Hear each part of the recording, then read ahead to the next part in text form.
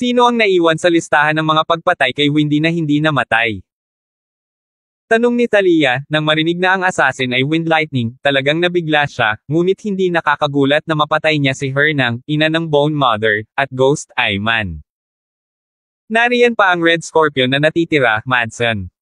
Ang dalawang ito Why nasa punong tanggapan ng Demon Sect natin, kung gusto pa ring patayiklan ng Wind Lightning ang dalawang ito, tiyak na papasok siya sa punong tanggapan ng Demon Sect. Kinakabahang sinabi ni Talia, hindi natin siya dapat hayaang pumunta rito, tiyak na papatayin siya ng aking ama, dapat malaman ng aking ama na siya ang iniisip ko at maaaring sinusubukang kunin ang pagkakataong ito para patayin si Lance. Prinsesa? Sino si Lance? Natigilan si Talia at napaham, bakit napakalinaw mong tinatanong, ang palayaw ng Wind Lightning. Hahanapin ko siya at pipigilan ko siya. Sabi ni Talia. Prinsesa, kung hahanapin mo siya, tiyak na mas madali siyang mahahanap ng Patriarch, at habang nangyayari ang mga bagay, ang pinakamahusay mong mapagpipilian ay manatili sa pangunahing altar at huwag pumunta kahit saan. Pero, baka sumisingit talaga siya dito, kaya hihintayin ko na lang siya, at baka maprotektahan ko siya ng kaunti. Sa sandaling ito, sa isang restaurant sa isa sa mga lungsod, si Lance ay umiinom ng alak ng mag-isa. Ang mga sugat ni Lance ay ganap na gumaling, salamat sa tulong ng isang pamilya, at tila may mabubuting tao sa teritoryo ng Diablo. Isang segundo upang tandaan na basahin ang libro. Sinabi ni Lance sa loob-loob, ngayong nakapatay na ako ng 3 target, 2 pa ang natitira, na parehong mga disipulo ng punong tanggapan ng Devil Sect, natatakot ako na hindi ko na makumplito ang misyon. Kung ikukumpara sa sarili kong buhay, baliwala ang pagpatay sa isang henyo ng Demon Cult. Dahil masyadong delikado ang paglusot sa Demon Cult General Altar, laktawan ko ito, at sasamantalahin ko ang pagkakataong maghanap ng daanan na tatawid sa ibang mundo. Kaagad na tinanong ni Lance ang isa sa malalakas na miyembro ng Demon Sect sa restaurant, Hoy, may itatanong ako sa iyo. Sabi ni Lance na may marangal na tingin. Ang demonic strongman sa kabilang panig ay tila nabalisa, ngunit ang demonic na relihiyon ay isang lugar kung saan ang lakas ay pinag-uusapan, at ang lahat ng lakas ay namamahala, kaya gaano man siya kabalisa, kailangan niyang tiisin ito. Ano ang gusto mong itanong? Narinig ko na mayroon tayong napakadelikadong lugar dito, isang maalamat na Jedi, at kung pumasok ka, mamamatay ka, alam mo ba ang lugar na ito? Tanong ni Lance. Ang tinutukoy mo ay ang Bottomless Abyss, tama? Alam mo ang lugar na ito. Sino ba ang hindi nakakaalam sa lugar na ito? Ang kalaliman na walang kalaliman, ang alamat ay nagsasabi na kung tumalon ka pababa, walang babalik, at walang ibaba. Minsan ay may gumamit ng lubad at nagtali ng bato sa napakalalim na kailaliman, at bilang isang resulta, ang lubad ay ibinaba ng 100,000 metro, ngunit gayunpaman, walang ilalim. Wow! Hindi naman? 100,000 metro. Saan kaya may ganoong mahabang lubad? Nag-iisang boses, ang lubad ay nakatali sa isang seksyon, hindi banggitin ang 100,000 metro, kahit 1,000,000 metro ay magiging maayos. Sa kasamaang palad, ang 100,000 metro ng lubad ay hindi umabot sa ilalim, iyon ay napakalalim. Hindi na kailangang sukatin ang kalaliman, 100,000 metro, sapat na iyon upang umikot sa ating teritoryong demonyo. Itanong lang, sino ang nahulog mula sa napakalalim na kalaliman na ito at hindi namatay? Tumango si Lance bilang pakikipagtulungan, walang pag-aalinlangan si Lance sa kanyang isip na ang napakalalim na kalaliman na ito ay dapat na daan patungo sa kabilang mundo. Kung hindi, bakit hindi maabot ng 100,000 metrong lubad ang ilalim? Talaga bang may ganoong kalalim na butas sa mundo? Hindi ito maaaring mangyari, kahit na hindi sa mundong ito. Pagkatapos, mayroon lamang isang paliwanag, na ang lubad ay pumasok sa kailaliman ng napakalalim na hukay at pumasok sa junction ng 2 espasyo, na siyang 5 dimensyong espasyo, at hindi sapat ang haba ng lubad upang makapasok sa 5 dimensyong espasyo. Sa sandaling iyon, sinabi ng isang katabi niya, gayunpaman, narinig ko na kung tumalon ka mula sa kalaliman na iyon, maaari kang maglakbay sa ibang mundo. Hahaha, travel to another world, do you mean hell? Do you dare to jump? Ang tanga lang ang maniniwala, sinong maglalakas loob na tumalon? Bagaman maraming tao ang nakarinig na ang napakalalim na kalaliman na iyon ay maaaring maglakbay sa ibang mundo, walang sino man ang nang-ahas na tumalon, maliban kung paminsan-minsan ay may aksidenteng nahulog o nagpakamatay. Nagtanong si Lance, aling lugar ang napakalalim na kailaliman na iyon? Paano ako pupunta? Kuya, ayaw mo talagang tumalon di ba? Ngumuso si Lance, na curious lang ako at gusto kong pumunta sa site para makita kung ano ang nangyayari. Mula sa lugar na ito, magpatuloy ka sa hilaga, makikita mo ang isang napakataas na bundok, sa ibabaw ng mataas na bundok na iyon ay makikita mo ang isang napakalaking at walang kapantay na kalaliman. Well, salamat, titingnan ko ito minsan. Napakunot ang noo ng katabi ko, kung ano ang makikita. Natapos na ni Lance ang pagbabayad ng kanyang bill at lumabas ng restaurant, dahil ayaw niyang makatawag ng pansin sa kanyang sarili, bagamat nakadamit siya ngayon na parang demonyo, may panganib kung tutuusin. Inakala ng lahat ng nasa Devil's Cult na ang susunod na layunin ni Lance ay patayin ang Red Scorpion at Madsen. Sa kasamaang palad, dumiretso si Lance sa napakalalim na kailaliman, na magpapadali para sa makapangyarihang mga tao ng Devil Cult na itoon ang kanilang atensyon. Sa aspetong iyon, nagyagawang mas madali para kay Lance na mahanap ang napakalalim na kailaliman. Pagkatapos ng 2 buwang trekking, sa wakas ay nakita ni Lance ang isang napakataas na bundok. Matapos umakyat si Lance sa tuktok ng bundok na iyon, agad niyang nakita na ang isang hindi mapapantayang malaking butas sa lupa ay lumitaw sa kanyang harapan, ang butas na ito sa lupa ay ang bottomless abyss, at ito ay mukhang napakaganda mula sa tuktok ng bundok. Labis na nagulat si Lance at agad na tumakbo pababa. Wala pang 20 minuto, si Lance ay nakatayo sa gilid ng napakalalim na kailaliman, tulad ng isang langgam na nakatayo sa tabi ng isang balon. Wow damn! This bottomless abyss is also too terrifying, this way, sino bang maglalakas loob na tumalon pababa ah? Kahit ako ngayon, I'd really be gutless to jump. What if it's not a passage to another mundo? Si Lance ay nakatayo sa gilid ng napakalalim na kailaliman, umaaligid at nag-aalangin, hindi nang ahas na tumalon pababa. Kinagat ni Lance ang kanyang mga ngipin, at sa bukas na isipan, tumalon si Lance mula sa napakalalim na kailaliman. Naramdaman ni Lance ang kanyang katawan, mabilis na bumabagsak, hindi rin gumamit si Lance ng magaan na kapangyarihan para kontrolin ang kanyang sarili, hinayaan ang kanyang sarili na bumagsak, gumagawa ng libreng pagkahulog. Hindi nagtagal, ang figure ni Lance ay nawala sa kadiliman ng napakalalim na kailaliman, kahit 1,000 metro sa ibaba ng napakalalim na kailaliman. May kadiliman sa paligid, at ang katawan ni Lance ay bumubulusok pa rin pababa. Ipinikit lang ni Lance ang kanyang mga mata. Hindi ko alam kung gaano siya katagal nahulog, ngunit biglang naramdaman ni Lance na ang bilis ng pagbaba ng kanyang katawan ay tila bumagal ng husto. Nang imulat ni Lance ang kanyang mga mata, bigla niyang natuklasan na ang kanyang katawan ay tila nababagabag at nabaluktot, humahaba at yumiikli, at ang kanyang ulo ay bilugan at patag ng sabay-sabay. Gayunpaman, ang katawan ni Lance ay hindi nakakaramdam ng anumang kakulangan sa ginhawa. Alam ni Lance na nakapasok siya sa junction ng 2 magkatulad na mundo. Si Lance ay tumingin sa harapan, at kahit na ito ay napakabaliw, nakakita pa rin siya ng isang gumugulong na bundok, at mayroong mga libingan sa lahat ng dako sa bundok. 1102. Thousand Mountain Tomb. Masaya si Lance sa loob. Gayunpaman, hindi makontrol ni Lance ang kanyang katawan at hinayaan lamang itong lumipad. Hindi ko alam kung gaano katagal siyang naanod, ngunit naramdaman ni Lance na siya ay naanod sa gilid. Sa susunod na sandali, lumuwag at bumagsak ang katawan ni Lance. Bumagsak si Lance sa lupa at nang tumangala siya, nahulog siya sa Thousand Mountain Tomb at gumulong pababa sa bundok ng kabilang mundo. Yay! Narating ko na rin sa wakas ang kabilang mundo, hahaha, ang napakalalim na kailaliman, isa talaga itong daanan patungo sa kabilang mundo, yay! Tumawa ng malakas si Lance. Tumangala si Lance, at ang Thousand Mountain Tomb ay bumungad sa kanyang ulo, na para bang ito ay isang si Market Leap Building. Walang puso si Lance na tingnan ang kahangahangang Thousand Mountain Tomb na ito, at tumalon sa mataas na bundok sa harap niya.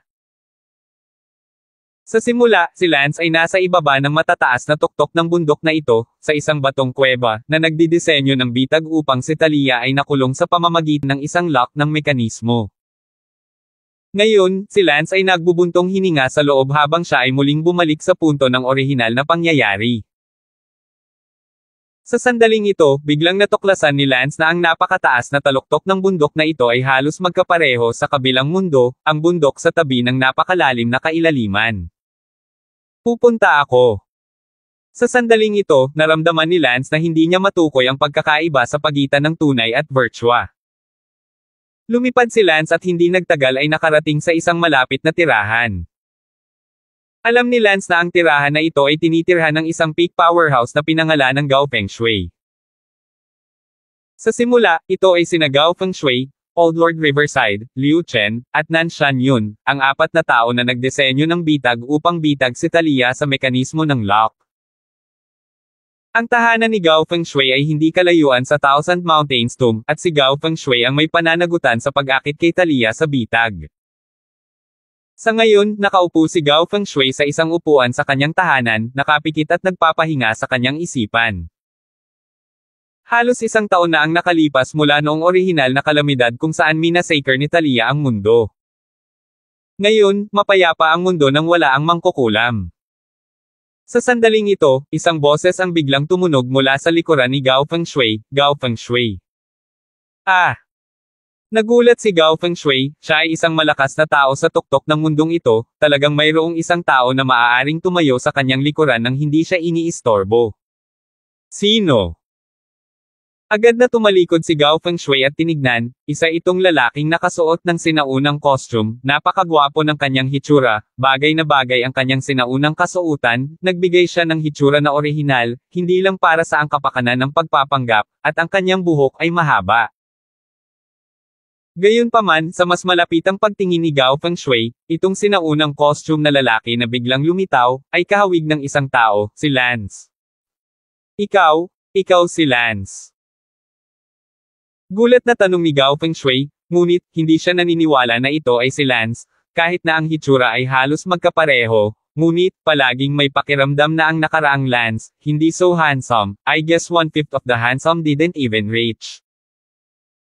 And right now the person in front of him, let a person look at it, very comfortable handsome, natural. Ngumiti si Lance, ano ang masasabi mo, Gao Fengshui? Ah, ikaw ba talaga si Lance?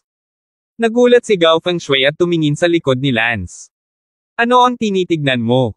Lance, hindi ka patay. Paano ang mangkukulam?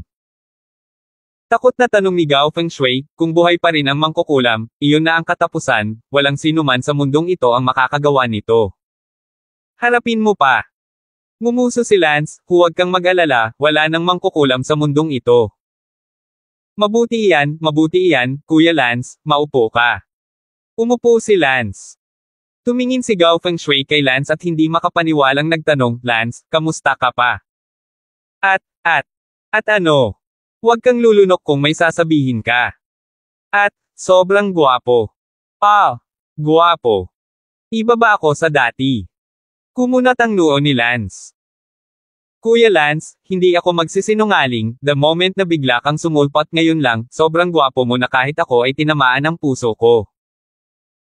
Humigop si Lance ng kanyang tsaa at sinabing, hindi ako bakla, o isang bakla ng ganito katanda. Haha, nagbibiro talaga si Kuya Lance, narinig ko ang tono ng boses mo, sigurado akong ikaw talaga, Lance. Kahit na maraming beses ka nang gamwapo ngayon. Sinabi ni Lance, sige, huwag mo na akong kausapin tungkol sa hitsura. Oo, Kuya Lance, mangyaring uminom ng tsaa. Lance emed at itinaas ang tasa ng tsaa. Ang tunay na katawan ni Lance, na orihinal na maangin at magaan na katawan, ay talagang napakagwapo, na siyang dahilan kung bakit siya naging numero 1 binata sa mundo at ginayuma ang libu-libong babae noon. Kung hindi, isang ordinaryong tao, kahit na siya ay isang henyo, hindi kayang akitin ang libu-libong kabataang babae, kahit saang mundo, panahon iyon ng mga mukha. Noong unang panahon sa mundong ito, ang katawan na taglay ni Lance, bagamat ito ay napakahawig at kahawig, ngunit, sa kabuuan, ito ay maituturing lamang na isang klase ng damo, hindi kahit isang mag-aaral. At ngayon, natatakot ako na ang mga mag-aaral na babae ay natakpan sa harap ni Lance, na sa sandaling ito ay ang tunay na mukha ng pinakabata sa mundo. Kuya Lance, bakit buhay ka pa? Ano, mas gugustuhin mo pang mamatay ako? Hindi ako magiging masaya na buhay ka. Sige, pupunta na ako. Saan? Kalokohan, syempre ang North Empire. Oh, ang North Empire. Kamusta ang North Empire ngayon? I don't know about that, comparing the distance so far. Tumigil si Lance sa pagsasalita ng walang kaparerekon kay Gao Fengshui at lumipad. Tumingin si Gao Fengshui kay Lance na nawala sa langit at sinabing may hindi kapani-pani walang pagkunot ng noo, paano pa siya nabubuhay. At saka, naging napakagwapo nito, napakagwapo na kahit bumilis ang pintig ng puso ko, kung babae ito, ha. Si Lance ay pagod matapos lumipad ng kalahating araw, parang 100 metrong sprint. Sa kasamaang palad, ang kalsada ay napakalayo pa mula sa North Empire, at walang lumilipad na barko, hindi ko talaga alam kung gaano katagal bago makarating doon, natatakot ako na baka hindi ako makarating doon sa kalahating taon. Hindi, kailangan kong makahanap ng lugar na may eroplano sa lalong madaling panahon at sumakay ng eroplano patungo sa North Empire. Kinailangan ni Lance ng 1 buwan bago makahanap ng bansang may eroplano, pagkatapos, direktang iniutos ni Lance ang eroplano at ipinadala siya sa North Empire. Matapos ang halos 2 buwang pag-ikot-ikot, sa wakas ay dumating si Lance sa North Empire. Nang makarating siya sa isang airport sa paligid ng Darlington City sa North Empire, talagang umiyak si Lance, napakahirap. Lumabas si Lance sa airport. Sa pagitan, maraming tao ang tumingin kay Lance. Wow! Sobrang gwapo. Gwapo paano magkakaroon ng ganito kagwapong tao sa mundo? Oh my God, galing ba sa TV crossover? Alam ni Lance na ang kanyang hitsura ay muling naakit sa hindi mabilang na mga babae sa airport. Ayaw ni Lance na maging sanhi ng isang nanonood, kaya tumalon siya sa kalangitan. Wow! Malakas pa naman siyang martial artist, wow, wow. Halos hindi matamba sa lupa ang hindi mabilang na kababaihan sa ibaba, isang pusong tila sinakop. Hindi nakakagulat na si Lance ay naging numero 1 pinakabata sa mundo sa ibang mundo, may dahilan iyon, ang kanyang tunay na katawan, ito ay masyadong perpekto. 11:03. Nakahanap ng kotse si Lance at naghanda na magmaneho papuntang Darlington City.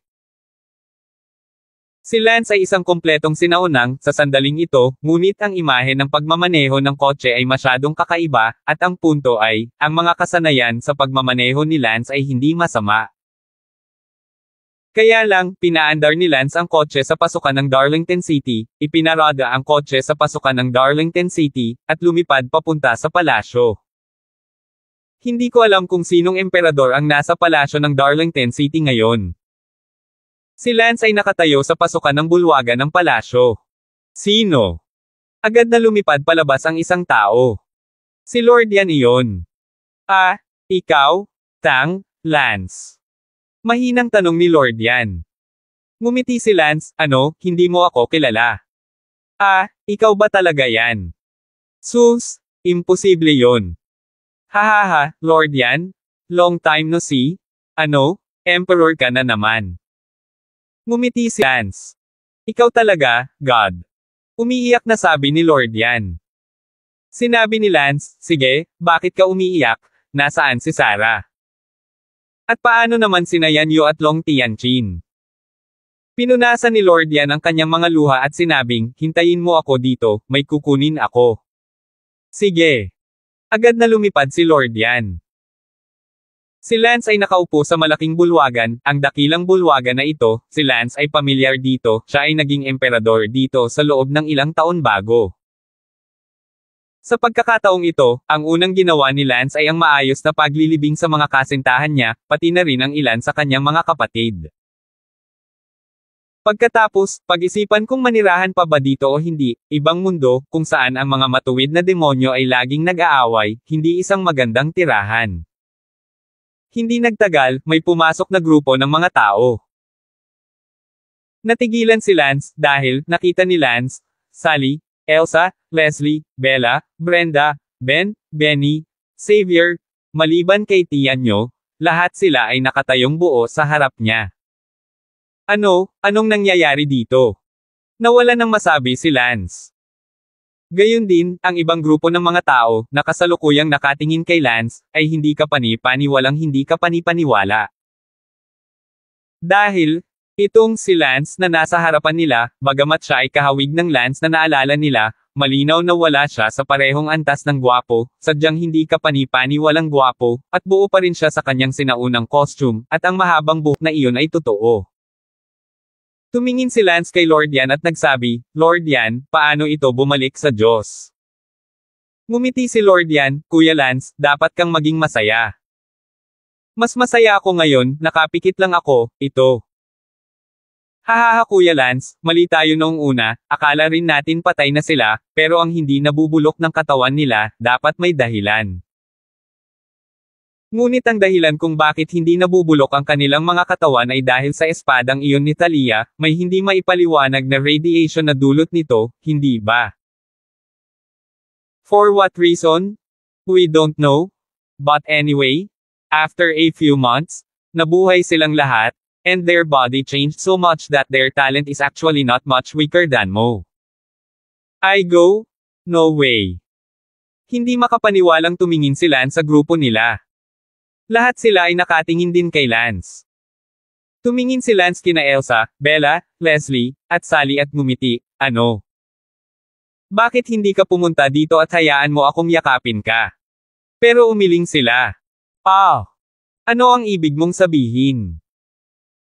Ano ba, naging mga henyo na kayo matapos ma-radiated ng misteryosong Beryl Moonsword dahil sa kamalasan, kaya hindi nyo ako nakita? Biro ni Lance. Sinabi ni Elsa, ikaw ba talaga si Lance? Kalokohan. Pero, ang gwapo mo ngayon, hindi talaga ako makapaniwala. Hahaha, to be precise, the real me now is the real me. As you all know, tumawid ako mula sa ibang mundo, at hindi ko alam kung anong klaseng time and space disorder ang nangyari, pero ang kaluluwa ko ay nagtataglay ng high school. Estudyante na kamukha ko. At ngayon, nagbalik na ang totoong ako, at ang nakikita mo ngayon ay ang totoong ako. Ang ilan sa kanila pareho silang masaya at natatakot sa loob. Ang takot ay ang kasalukuyang Lance ay masyadong gwapo, at pakiramdam nila ay malinaw na hindi sila karapat-dapat. Gayunpaman, sumailalim sila sa ilang mga pagbabago sa kanilang mga selula ng katawan pagkatapos ng radiation mula sa Beryl Moonsword, kaya mukhang mas bata rin sila ng 7 o 8 taon kaysa dati, tulad ng isang batang babae sa kanyang unang bahagi ng 20s. Hindi mahalaga kung sila ay lalaki o babae, ito ay pareho. Tila na sila ay nakakuha ng kaunti mula sa kasawian pagkatapos na salakay ni Talia. Ang talento ay halos kasing taas ni Sarah, at si Lance ay talagang hindi makapaniwala na ito ay totoo. Hinampis ni Lance ang kanyang mukha at sinabing, hindi pa rin dumarating. Noon lang dahan-daang naglakad ang 4 na babae papunta kay Lance. Gamit ang kaliwat kanang kamay, biglang niyakap ni Lance ang 4 na babae sa kanyang mga bisig. Sinabi ni Lance, salamat sa Diyos, sa pagbabalik mo sa akin. Si Lance ay orihinal na bumalik upang bigyan sila ng maayos na libing, ngunit ito ay naging isang malaking aksidente. Gayunpaman, sa pagkakataong iyon, naramdaman ni Lance na hindi niya ito maipaliwanag muli kay little sister, Talia. Hindi ba nakatadhana si Lance na makuha silang lahat? Gayunpaman, ang kanilang talento ay mas mataas din ngayon, at ang kanilang mga landas sa hinaharap ay mas malaki, na siyang pinakamaswerteng. Sumunod naman si Lance, Sarah, 1 taon na ang nakalipas, medyo bumuti na ang kaharian, nakapasok ka na sa Unity Realm Great Perfection. Umiyak si Sarah, Kuya Lance, sa wakas nakabalik ka na, alam kong hindi ka talaga mamamatay. Sige, huwag ka nang umiyak. Benny, Xavier, Ben, Harem, mamabote rin kayo? Ngayon ay parang binata na kayong lahat sa edad na 20. Haha, Kuya Lance, salamat pala sa iyo. By the way, nasaan si Talia? At nasaan ang kanyang Moon Burial Sword? Ang kanyang Funeral Moon Sword na mahahanap mo siguradong hindi iyon ordinaryong espada, naglalabas ito ng purple na gas. Ang kilos na iyon ng gas na agad na pumapasok sa ating mga selula ng katawan, ito ay parang magic potion lang, anong Emperor Worm, ang 5 kahangahangang kayamanan ng mundo, mahinang pagsabog. Gusto ko talagang gawin itong muli para mapaganda muli ang aking katawan. Ben sabi. Ano? Get an inch? Hahaha? Well, kung may pagkakataon, ibibigay ko sa kanya ang Burial Moon Sword para mag-aral, ngayon, gusto lang kitang uminom ng may kasiyahan. Okay, uminom ka ng mabilis. Sabi ni Xavier na may malaking ngiti. 11:04. Agad na inutusan ni Lord Yan ang Imperial Cuisine Room na maghanda ng 1,000 daw na piging, ngayon, gusto niyang magkaroon ng masarap na inumin kasama si Lance at ang iba pa. Ang tinatawag na 1,000 daw banquet ay 1,000 pinggan, lubhang maluho, at tinatayang aabutin ng isang araw para maihain ang lahat ng 1,000 pagkain. Nagtanong si Elsa, Lance, hindi mo pa rin sinasabi, kamusta si Talia? Oo, kung hindi dahil sa kanya, hindi natin magagawa ang mga pagbabagong ginagawa natin ngayon. Abala rin si Ben sa sinasabi. Tumawa si Lance, muntik na niya kayong patayin, hindi ba kayo galit sa kanya? Are you kidding? It's not even her fault. That day when she was in Darlington City, she originally came to kill you. It was us bringing up your name that spurred her on, and that's what made her demonic. After that, she even gritted her teeth to control herself and shouted for us to leave. And then after that, we saw her massacre. We took the initiative to choose to stop her, kami naman ang pumunta sa kanya, otherwise wala na. Naging anumang bagay pagkatapos nito, kaya hindi natin siya masisisi para doon, at sa totoo lang, ito ay ang aming sariling kamatayan. Sinabi ni Sally, nang magising kami at nabalitaan na pinatay mo siya, nalungkot kaming lahat na pinatay namin siya. Nagising lang ako nang wala pang 10 buwan, ang aking martial arts realm, nakapasok na ako sa innate great perfection. At ako rin, nakapasok na rin ako sa innate great perfection, sa isa pang kalahating taon, sa palagay ko ay makakatuntong na ako sa Unity Realm. Masayang sabi ni Bella. Natawa din si Xavier, oo, napakabasura at tanga ko noon, pero simula nang magising ako, kahit papaano parang biglang naliwanagan ang utak ko, napakaraming katotohanan na hindi ko maintindihan noon ay naiintindihan na agad, at ang aking mga meridian ay napakatigas at malakas, hahaha. Sinabi ni Benny, nasa gitna na ako ngayon ng Unity Realm, kung hindi dahil sa hindi direktang pagbigay sa akin ni Talia ng pagkakataong ito, natatakot ako na hindi ako makakatuntong sa Unity Realm sa buhay ko. Huwag na lang maabot ang gitna ng Unity Realm. At saka, naging mas bata ako pagkagising ko, at lubos akong nagpapasalamat kay Talia. Tiningnan sila ni Lance na may mainit na ngiti, makikita ni Lance mula sa kanilang mga mata na sa loob-loob nila, sila ay walang katulad na pasasalamat kay Talia, at bagaman hindi sinasadya ni Talia na gawin iyon, hindi niya sinasadyang pinahintulutan silang makakuha ng ganoong pagkakataon. Malaking pagkakataon. 1 segundo upang tandaan na basahin ang libro.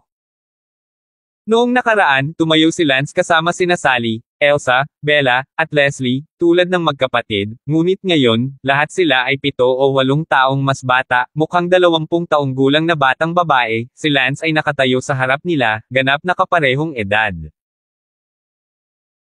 Bukod dito, ang kanyang balat ay mas malambot at makinis kaysa dati, bawat isa sa kanila ay maluwalhating kumikinang, halos ilang beses na mas maganda kaysa dati noong sila ay nasa paaralan pa bilang mga batang babae sa paaralan, at mas naging perpekto ang kanyang katawan.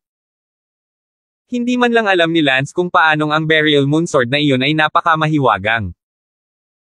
Hindi napigilan ni Lance na malunok ang kanyang laway habang tinitingnan silang lahat ng mga kagandahan.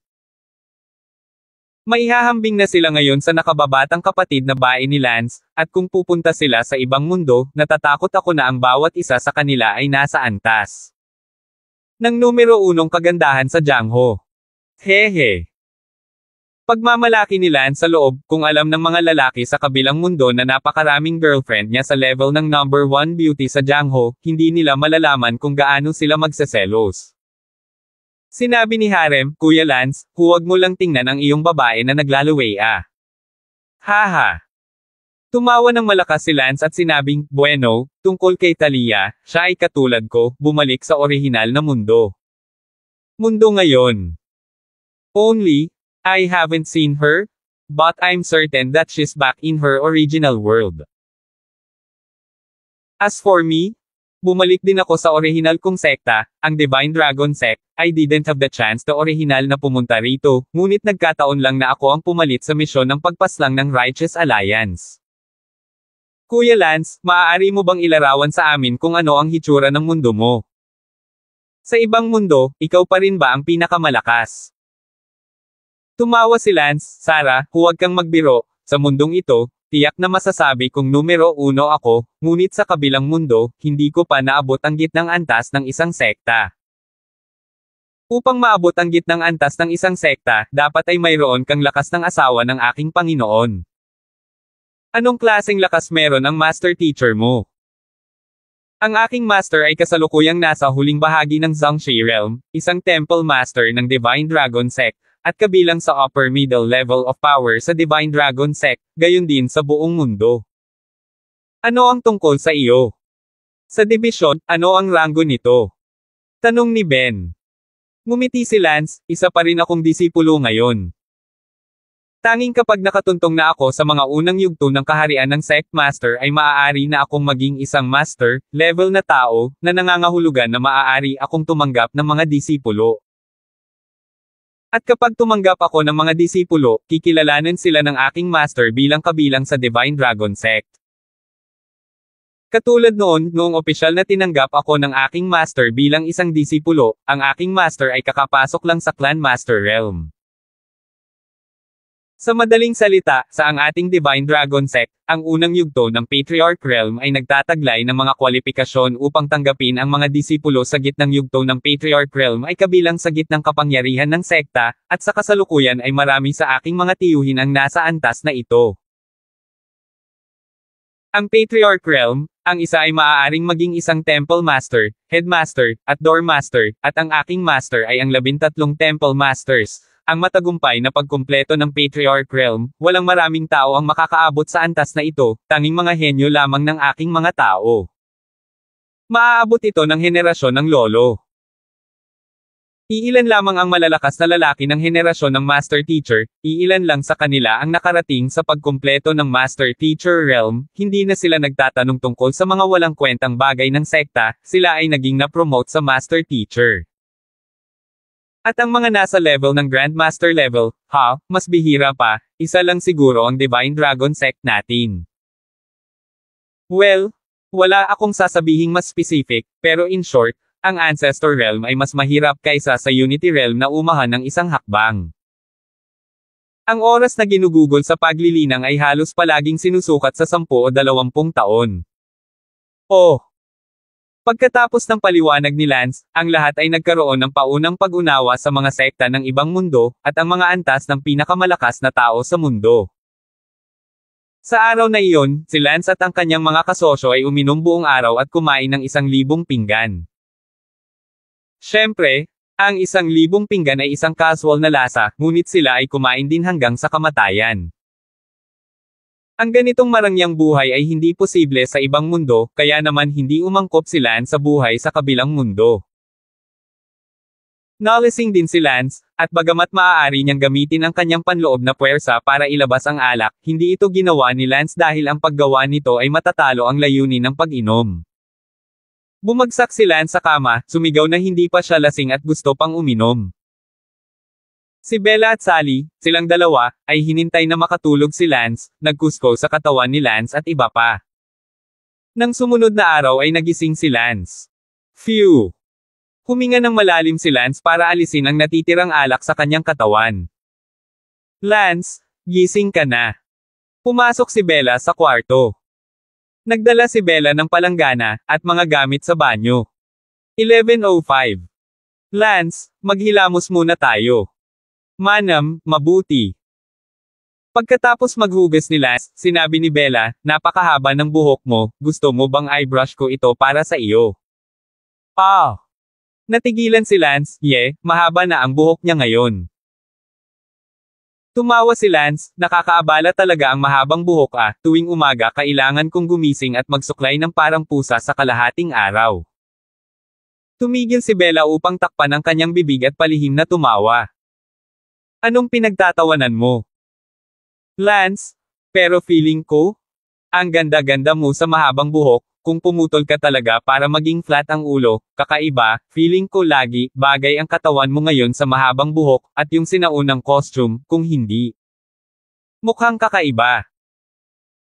Sinabi ni Lance, kung kailangan kong bumalik sa kabilang mundo, pagkatapos ay kailangan kong panatilihin ang aking buhok, kung hindi, ibubuga ako ng aking Panginoon at may bahay mula sa bundok, pagkatapos ng lahat, ang ibang mundo ay napaka-feudal pa rin, maging ang aking hindi madaling maputol ang buhok. Umakyat si Bella para suklayan ang buhok ni Lance. Paatras na niyakap ni Lance si Bella at sinabing, matagal na panahon na rin mula noong nahawakan ko ang isang babae, Bella, na-miss talaga kita. Anong ginagawa mo sa umaga? Namula si Bella. Ngumiti si Lance, oo, birhen pa ang tunay na katawan ni Lance. Tila may naisip din si Bella, namumula, tinanong niya, ang totoong ikaw, hindi dapat virgin pa. Nagtanong si Lance, paano mo nalaman?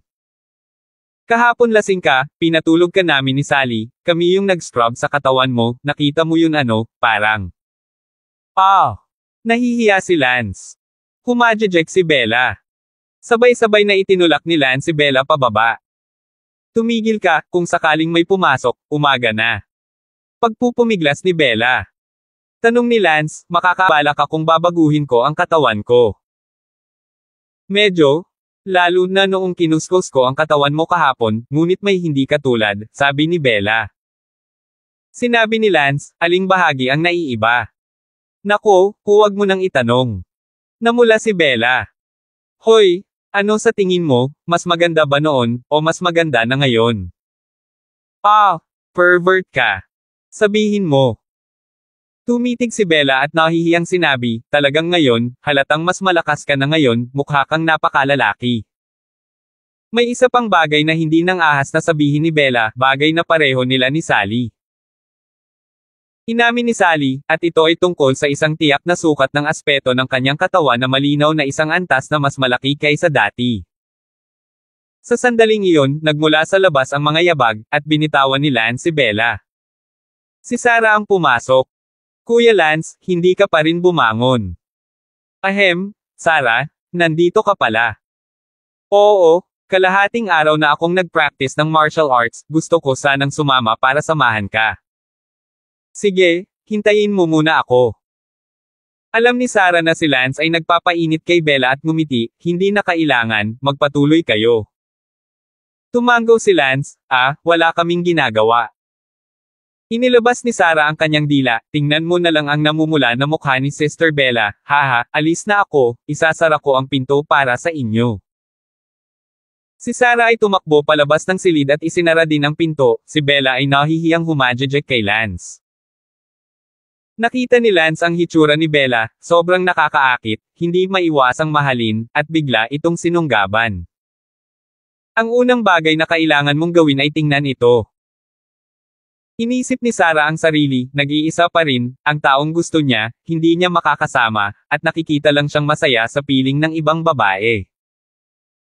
Pagkalipas lamang ng 2 oras, lumabas ng silid si Lance, isang sandali ng pampalamig. Dumating si Lance sa pangunahing bulwagan, kung saan umiinom ng tsaa si Lord Yan. Tayo. Manam. Tumango si Lance. Ano ang susunod mong plano? Tanong ni Lord Yan. Hindi ko pa alam, pero gusto ko munang magbigay galang sa Panginoon ng Woolen Island. Sabi ni Lance. You're leaving after paying your respects. Travel to the other world. Ano ang ibig mong sabihin? Yan, kapag bumiyahe ka sa kabilang mundo, pwede mo ba akong isama? Ngumiti si Yan Ron. Gusto mo rin pumunta? Oo, gusto kong makita kung kaya kung pumunta ng 100 talampakan pa sa mundo mo. Diretsong umiling si Lance, kalimutan mo na, Kuya Yanlong, hindi sa minamaliit kita, kundi para sabihin sa iyo ang totoo, kung gusto mong tumuntong sa Ancestor Realm, gamit ang talento na iyong ipinapakita. Ngayon, imposible na. Kung maaabot mo ang antas ng 10,000 Dharma Heaven at Yangguan ngayon, tiyak na posibleng makapasok ka sa Ancestor Realm kung pupunta ka sa ibang mundo. Ngunit sa ngayon, ikaw ay sa ikalawang antas lamang ng Unity Realm Great Perfection, at ganap na imposible para sa iyo na maging isang Grandmaster Realm. Og! Napabutong hininga si Lord Yan. Tinapik siya ni Lance sa balikat. Kuya Lance, maaari mo bang sabihin sa akin kung napakahirap talagang maging isang Sect Master Realm? Ano ang kakailanganin? Una, kailangan mong intindihin ang sarili mong martial daw, at natatakot ako na hindi mo alam kung ano ang sarili mong martial daw ngayon. Pagkatapos, kailangan mong magsaliksik ng martial art na ganap na tumutugma sa sarili mong martial daw. Pagkatapos, ikaw ay itinuturing na tumuntong sa mga sapatos ng isang martial arts master. Naiintindihan. Ngumiti si Lord Yan. Si Lance ay dati nang nag-imbento ng isang bagay na tinatawag na yin yang finger, mismo, hindi iyon isang konsepto, dahil walang pundasyon ng kanyang sariling martial daw, na ginagamit lamang ang kontrol ng panloob na puwersa upang ituon ng kaunti ang kapangyarihan upang makagawa ng ilan. Kapangyarihan, nang walang sariling pag-unawa sa martial daw, hindi siya maaaring maging Grandmaster. Ang kabilang mundo ay positibo o demonyo. Libo-libong taon ng positibo at demonyong awayan, at ang iba't ibang paksayon ay nagpahayag ng kanilang sarili na mapayapa, ngunit palihim, sila ay pagod na mabuhay, kaya maaari rin silang maging isang pinuno ng mundo dito. Siyempre, kung gusto mo pagbutihin mo ang iyong mga kasanayan sa martial arts, pagkatapos ay kailangan mong pumunta sa isang lugar na puno ng labanan. Hindi ako dapat babalik sa kabilang mundo ng ganoon kaga, at kahit na gawin ko, wala akong planong magsama ng sinuman sa ngayon, bilang hindi ko magagarantiya ang kaligtasan. Naiintindihan. Sige, alis na ako para magbigay galang sa Marshall Island Lord. Tinawag ni Lance ang lahat at nagtungo sa Marshall Island upang magbigay pugay sa Marshall Island Master. Si Sarah ang nagmaneho ng lumilipad na barko, na napakabilis. Biglang naisip ni Lance kung kaya niyang dalhin ang lumilipad na barko sa kabilang mundo. Kung maaari, ito ay magiging isang tunay na oxymoron. Gayunpaman, 9 na beses sa 10, hindi ito gagana, maliban kung ito ay isang bagay na maliit at isang bagay na malaki. Dati, si Talia ay nakulong sa mechanism lock, at maging ang mga taong may mechanism lock ay itinapon sa Thousand Mountain Tomb, at sa huli, nawala ang mechanism lock, na nangangahulugan na ang lumilipad na barko ay hindi rin gagana. Gayunpaman, susubukan ito ni Lance, at higit pa rito, hahayaan ni Lance ang mga tao sa mundong ito na magtrabaho sa isang maliit na piraso ng lumilipad na barko. 11:06. Hindi nagtagal, nakarating sila sa Marty Elwood Island. Dinala ni Lance ang mga tao sa puntod ng Marshall Forest Island Lord. Island Master, hindi ko inaasahan na aalis ka ng ganoon kaga, nahanap ko na ang daan patungo sa kabilang mundo, ngunit sa kasamaang palad, hindi mo na malalaman. Nagbuhos si Lance ng isang tasa ng alak para sa puntod ng Island Lord. Pagkatapos magbigay ng respeto sa Island Lord, bumalik si Lance sa Darlington City. Sarah, isang bagay ang gagawin mo para sa akin. Kuya Lance, ano yon? Tulungan akong makahanap ng isang grupo ng mga nangungunang siyentipiko, mas mabuti ang mga gumagawa ng mga lumilipad na barko, at tingnan kung maaari kang gumawa ng isang maliit na piraso ng isang lumilipad na makina. Isang maliit na piraso ng lumilipad na makina. Hindi ba sapat na maliit ang spaceship? Hindi sapat, natatakot ako na ang mga lumilipad na barko ay hindi maaaring dalhin ito sa kabilang mundo. At anong uri ng lumilipad na barko ang kakailanganin? Isang lumilipad na makina sa iyong likod. Ang lumilipad na makina na kasing laki ng bag ng libro ay maaaring kasing bilis ng kabayo nang hindi masyadong mabilis, mas mabilis lang kaysa sa kabayo, ngunit dapat sapat ang enerhiya. Mabuti, huwag kang mag-alala, kukuha ako kaagad ng isang tao na maghanap ng mga nangungunang siyentipikong lumilipad na barko upang magdisenyo at magtayo nito, Kuya Lance, pagkatapos ay pupunta ako. Pumunta ka. Pagkaalis ni Sarah, lumapit si Elsa at nagtanong, aalis ka na kaagad? Hindi. 6 na buwan pa akong mananatili, pagkatapos ay babalik na ako sa kabilang mundo.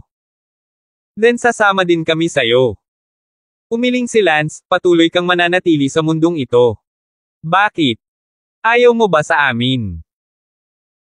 Elsa, paanong hindi kita gusto? Napakaganda mo ngayon, siguradong nasa level ka ng numero 1 kagandahan sa mga ilog at lawa kapag pumunta ka sa kabilang mundo, gagawin mo ang buong ilog. And lakes cooks for you? And you've got the talent now? What do I have not want you? Kahit dati, hindi ko man lang naisip na hindi kita gusto, lalo na ngayon. Then why don't you take us with you? Gusto ko ring bisitahin ang mundo mo. Tumawa si Lance, talagang kakaiba, ang aking nakatatandang kapatid na babae at nakatatandang tiyahin, ay gustong-gustong pumunta sa mundong ito upang tingnan, samantalang ikaw, gusto mong pumunta sa mundong iyon upang tingnan. Elsa, ang pasukan sa pagdaan ng mundong iyon, sa teritoryo ng Diablo, kailangan kong mag-ingat sa aking sarili dahil sa takot na matuklasan, at isama ko kayong muli, ito ay isang gawa lamang ng paghahanap ng kamatayan, ayoko na kayong mawala muli. Kaya, manatili muna kayo rito, at bibisitahin ko kayo kapag may pagkakataon. Sige.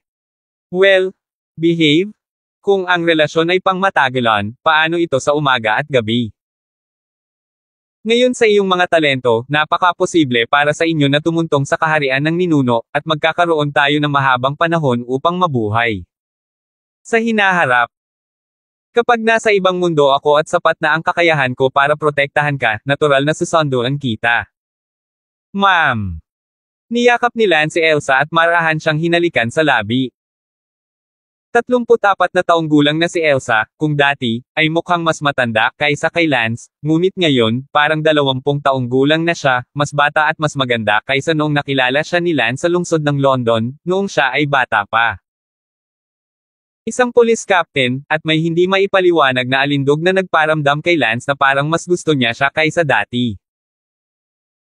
Hindi napigilan ni Lance na mapangiti, makita silang mas bata at mas maganda, agad-agad na nakaramdam ng higit na katulad nila mula sa loob, tila kahit sino pa sila, lahat sila ay nagustuhan ang kagandahan. Noon, hindi nila kayang ikumpara. Kasama ang kanilang maliit na kapatid na babae, ngunit ngayon, sa mga tuntunin ng kagandahan, sila ay ganap na karapat-dapat na matalo, pati na rin sa mga tuntunin ng martial arts talent, na maaaring bahagyang mas mababa, ngunit ito ay isang napakataas na talento, pagkatapos ng lahat, lahat sila ay ikumpara kay Sarah, ngunit napakatalino ni Sarah. Sina Lance at Elsa ay naghalikan sa isa't isa, sa tuwing magdedikit ang kanilang mga labi, parang electric shock ng passion. Ahem. May umubo sa gilid. Leslie iyon. Nahuli rin ni Lance si Leslie, tinatamasa ang pagpapala ng mga taong chi. Katulad noon, nabuhay si Lance sa mundong ito, sa loob ng 5 buwan. Sa 1 buwan, aalis na si Lance. Sarah, kumusta ang research sa flying machine? Tanong ni Lance. Kuya Lance, I think we are almost done with the research, right? Mabuti. Dumating si Lance sa isang bahay sa North Empire. Daan-daang mga siyentipikong lumilipad na barko ang tinatalakay sa isang silid ng pananaliksik. Ang lumilipad na makina na gusto ni Lance, kailangan nilang itayo ito kahit na sila ay nagtatrabaho araw at gabi. Matapos ang pagsasaliksik ng 5 tao, ang lumilipad na makina ay nahuhubog na, o hindi bababa sa lahat ng uri ng mga teoretikal na bagay ay nalutas na. Tingnan mo si Senior Damon. Well, you're welcome. Kumusta na ang flying machine? Tanong ni Lance. Isang scientist ang naglabas ng isang bagay na parang satchel at sinabing, Senior Damon, ito ay dinisenyo namin ayon sa iyong kahilingan, buckle ito sa likod at i-activate ang button, maaari itong magsagawa ng jet flight, lumilipad sa bilis na humigit kumulang 1,500 kilometro. Bawat oras, nakatumbas ng 2 beses sa bilis ng isang normal na eroplano. Wow! Not bad. Tuwang-tuwa si Lance, hindi na kinailangan pang sumakay ni Lance ng kabayo hanggang sa sumakit ang kanyang puwitan, 2 beses sa bilis ng eroplano, katumbas ito ng pagsakay sa kabayo ng 30 beses na mas mabilis, dati ay umaabot ng 20 araw upang sumakay ng kabayo, na may lumilipad na makina sa kanyang likod, tumagal lamang ng ilang oras, mahusay. Ngunit, Senior Damon, may isang problema pa rin na hindi nalutas. Sabi ng siyentista. Anong problema? Sa isang lumilipad na makina sa iyong likod, ang bilis ay mabilis, ngunit lumilipad sa kalangitan sa napakabilis na bilis, ang lakas ng paglaban ng hangin na iyon ay halos mapunit ang buhok at balat ng isang tao. Well, hindi iyon problema para sa akin, hindi ako ordinaryong tao, malakas akong tao ng Unity Realm, anong klaseng problema yan? Sabi ni Lance. Dahil iyon ang kaso, ang lumilipad na makina na ito ay handa na para sa opisyal na produksyon. Mabuti, maaari ba itong opisyal na i-produce sa loob ng 1 buwan? Siyempre kaya mo, may kailangan pa bang sabihin sa iyo si Senior Damon tungkol sa lumilipad na makina? Sa isang bagay, ang flying machine ay dapat lang na ma-activate at makontrol ko, at kahit na ito ay alisin sa akin, maaari ko itong kontrolin upang lumipad pabalik sa sarili nitong, tulad ng isang lumilipad na barko. Siyempre, ang flying machine ay fingerprint lamang ang kinokontrol ng switch, at walang sinuman maliban sa iyo ang makakapagsimula nito. May isa pang requirement, kailangan lumipad hanggat maaari, hindi mauubusan ng kuryente ng walang 2 araw. Huwag kang mag-alala Senior Damon, ang enerhiya ng lumilipad na makina ay kapareho ng sa lumilipad na barko. Gaano katagal ang buhay ng serbisyo? Kung pinagsama-sama, maaari itong lumipad ng humigit kumulang 6 na milyong kilometro, at pagkatapos ng 6 na milyong kilometro, magagamit muli ang aparato ng enerhiya kapag ito ay muling pinalitan. 6 million kilometers, maganda yan, i-produce mo. Oo. Ang 6 na milyong kilometro ay sapat na para sa isang yugto ng panahon para sa mga ilog at lawa ng kabilang mundo, pagkatapos ng lahat, ang mga ilog at lawa ng kabilang mundo ay tinatayang kasing laki ng North Empire. Sa hinaharap, kung may pagkakataon sa kabilang mundo, maaari ding subukang tumawid sa karagatan upang makita ang malayong iba pang mga kontinente. 1107. Sa isang kisap mata, mabilis na lumipas ang 1 buwan. Ang lumilipad na makina na kailangan ni Lance ay ginawa na. Senior Damon, subukan mo ito? Huwag mag-alala, nasubukan na namin ito ng halos 300 beses, at 300 beses ang pag-verify ay nagpapakita na ito ay ganap na ligtas, at hindi talaga ito ganong high-end ng teknolohiya. Tumingin si Lance sa parang bag na lumilipad na makina at nagtanong, sasabog ba ito kapag tinamaan ito ng napakalaking puwersa?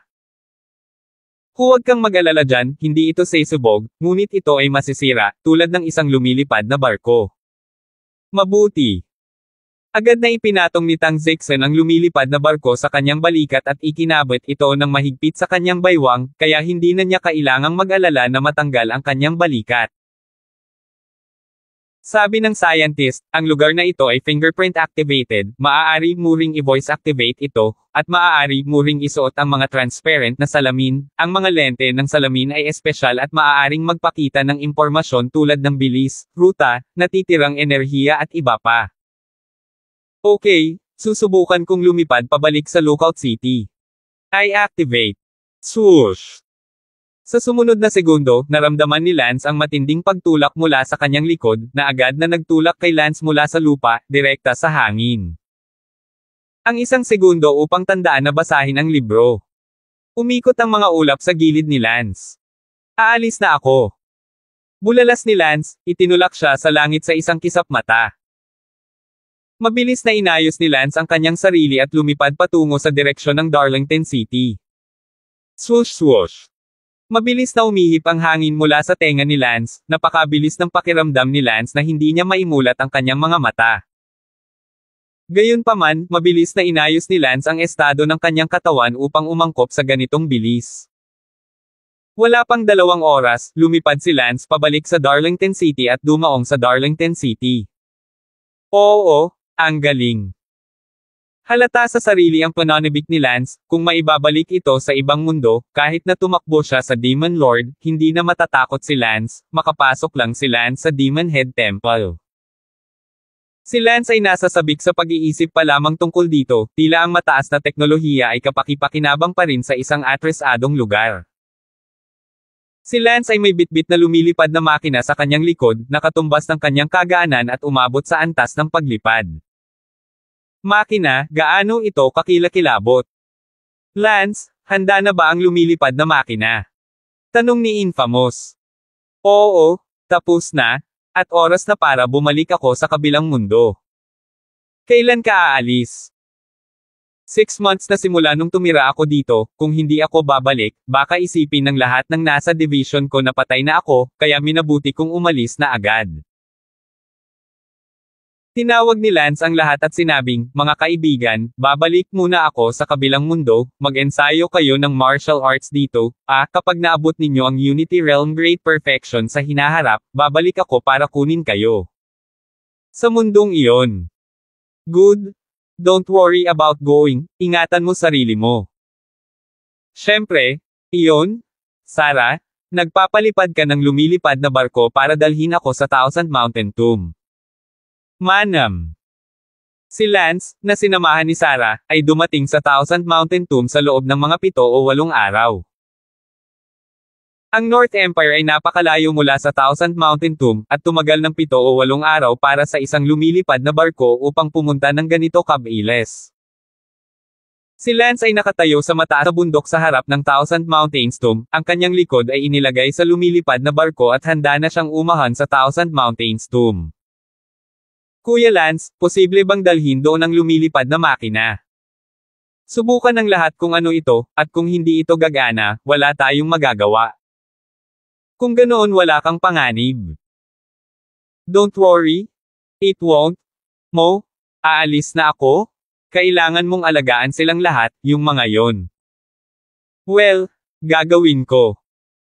Tumingin si Lance kay Sarah, mahusay at gumagalaw, at sinabing, kung makatagpo ka ng taong gusto mo, magmadali at umibig, huwag mong ilagay ang iyong dakilang kabataan, sa martial arts.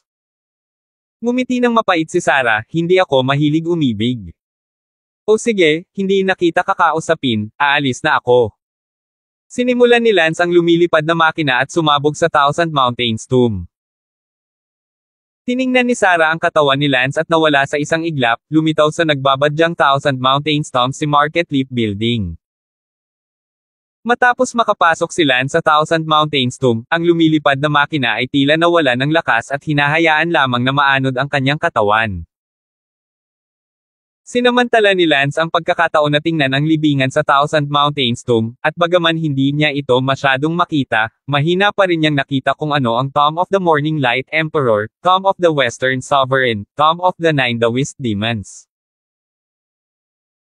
Hindi alam ni Lance kung ito ay isang ilusyon, ang nakasulat sa lapida ay malabo ang mga salitang ito, ngunit parang hindi, dahil ang lahat ay baluktot at deformed, kasama ang font, na halatang napakaluma at sinaunang script, ay halos katumbas ng kalahating hula. Nang gustong tingnan pa ito ni Lance, biglang lumitaw ang gravity ng kanyang katawan. Agad na nag-react si Lance, na nagpapahiwatig na ang kanyang katawan ay umalis sa spatial junction. Activate. Agad na pinaandar ni Lance ang flying machine. Swoosh! Sa isang malakas na pagtulak mula sa kanyang likod, si Lance ay nagmamadaling lumabas sa napakalalim na kailaliman sa loob ng ilang segundo. Iyon ay, ito ay ang kaparehong kailaliman na kalaliman na kanyang tinakbuhan kalahating taon na ang nakalipas. Oo sa wakas nakabalik na, talagang dinala din ito ng lumilipad na makina, oo. Lumipad sa langit si Lance, mahirap ipahayag ang kanyang pananabik. Pupunta na ngayon si Lance sa Devil's Head Temple at hanapin si Talia. Dala ni Lance ang flying machine, at ang Demon Sect Master ay walang magawa tungkol dito. Agad na lumipad si Lance patungo sa isang tiyak na direksyon. Wala pang isang oras, nakita na ni Lance ang malaking Demon Sect General Altar. Direktang lumipad si Lance sa General Altar ng Devil Sect, ngunit napakalaki nito kaya hindi alam ni Lance kung saan hahanapin si Talia. Noon lang, narinig ni Lance na may nagsasalita sa kanyang harapan, kakaiba, kalahating taon na ang nakakalipas, hindi pa nakakalusot ang assassin ng Righteous Alliance, Wind Lightning, sa ating General Altar, sumuko na ba siya sa pagpatay kay Red Scorpion at Madsen? Cut! Huwag mo nang tingnan kung anong klaseng lugar ang Demon Sect General Forum natin, kahit na Martial Master of the Righteous Alliance, hindi lang gustong pumunta dito, not to mention ang Wind Lightning ng District, basura. Narinig ni Lance ang pag-uusap ng dalawang disipulo ng Demon Sect sa kanyang harapan, talagang nanlumo siya, ayos lang na pag-usapan siya, bakit kailangan niyang magdagdag ng basura sa likod niya. Agad na sinabi ni Lance, yung dalawang nasa harap, na, hinahamak ko kayong mga anak ng asong walang sariling kakayahan, ngunit nagmumura ng basura sa inyong likuran sa bawat pagliko. Ang dalawang Diablo na alagad sa harap ay abala sa pagtalikod at nagtanong, sino ka? Ako si Wind Lightning. Hahaha, imposible yun. Walang makakalusot sa head altar natin, kung Wind Light Cloud ka, paano mo nalalampasan ang mga mabibigat nating bantay sa baba ng bundok? Ngumuso si Lance, maniwala ka man o hindi ay wala sa akin, ngayon sabihin mo sa akin ngayon, nasaan sina Red Scorpion at Madsen. Papatayin ko sila. Natigilan ng dalawang demonyong disipulo, pagkatapos ay naging dementado ang kanilang mga mata.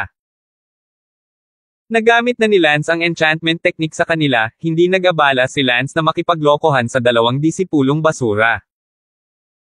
Ang Red Scorpion Senior Brother ay nasa tirahan ng General Altar Poison Elder, at ang tirahan ng Poison Elder ay nasa kaliwang likod ng General Altar. 1108. Si kapatid na Madsen ay nasa General A 10th House. Mabuti, kung gayon nasaan ang aking asawa? Sino ang asawa mo? Katangahang tanong ng dalawang alagad. Ang asawa ko ay si Talia. Nakatira ang Her Highness sa General Palace, ang back garden, kung saan bawal pumasok ang mga outsiders. Understood, thank you two sons of beaches, forget what just happened. Sa sumunod na segundo, nawala si Lance, at natauhan ang dalawang demonyong disipulo, ngunit wala silang maalala. Pinlano ni Lance na patayin muna sina Red Scorpion at Madsen, at tapusin muna ang assassination mission ng Righteous Alliance. Natagpuan ni Lance ang tirahan sa likod ng bundok kung saan naroon ang Red Scorpion. Gayunpaman, nalaman ni Lance na may isa pang Ancestor Realm powerhouse sa mansyon. Bagamat si Lance ay may dalang lumilipad na makina sa kanyang likod, kung siya ay mahuli, siya ay patay o buhay, at tila kailangan ni Lance na gamitin ng husto ang lumilipad na makina. Agad na sumigaw si Lance, "Hoy, Red Scorpion, lumabas ka at magdusa ng kamatayan." Sa sandaling ito, narinig ng Red Scorpion, na nasa loob ng tirahan, ang mga sigaw mula sa labas ng tirahan at nagulat siya. Master! Napatingin ng Red Scorpion sa lalaking nakaupo sa tabi niya, ang lalaki ay isang sect master, ito ay ang kanyang amo at ang tiyuhin ni Talia. Guru, may nagsabi sa akin na lumabas at magdusa ng kamatayan.